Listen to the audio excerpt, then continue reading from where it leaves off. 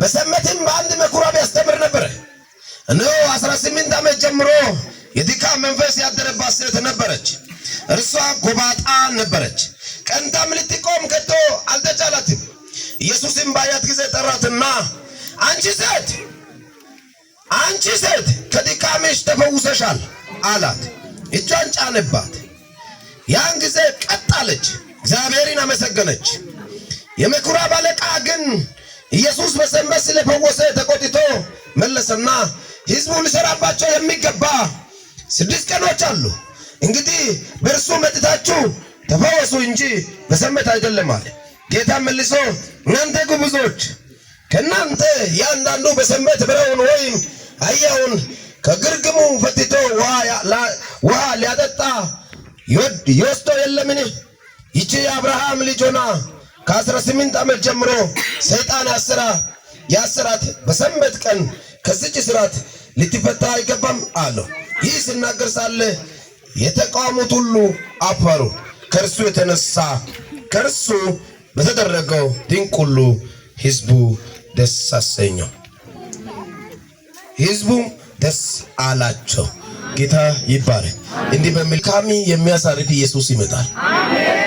ከሚኒ የሚያሳርፍ ከዲካሚ ነዳ ዳቡር ሰፐሸምፒሲያ ኢየሱስ ሀችኔ ኮያና ለማታም ደጋ ኦይቀዳነ ኢየሱስ ነና ሸምፒሸናው ያና ያ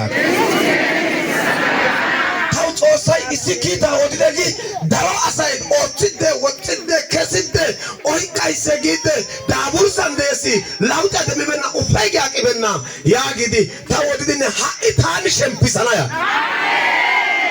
አሜን። የእግዚአብሔር አይን በየስፍራው ሁሉ ናቸው። ክፉና ደጉን ይመለከታል። ምን እንደደበቅ ምን እንዳደረግ አሁን ያያል። አሜን አሜን። የሚቀለጥ አይደለም። ሜጋዶሲ ካከበርሽ ያከብራል። ለዚህ ቃል ቦታ ከሰጠኝ ቦታ ይሰጣል።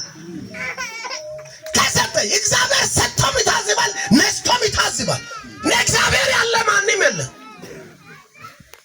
እነዚህና ሁሉ ጊዜ ኩሻማ ታማ ሀቺ በገደነ መታው ጊዶነ ኢየሱስና አሎ ዳቡር ሰፈነና ላሞ ታደና ኢየሱስ ቃላን ከሳድ በዚህ ቦታ ላይ ስናይ 18 ዓመት ከሞላ በኋላ ልጅቷ ማግባት በሚችልበት መስራት በሚችልበት የራሷን ስራ ማኖር በሚችልበት ህይወቷን መቀጠል በሚችልበት ሰዓት ሰይጣን ከሰሰባት። መጀመሪያ አይከስም፣ ህይወቷን መቋቋም በሚችልበት ሰዓት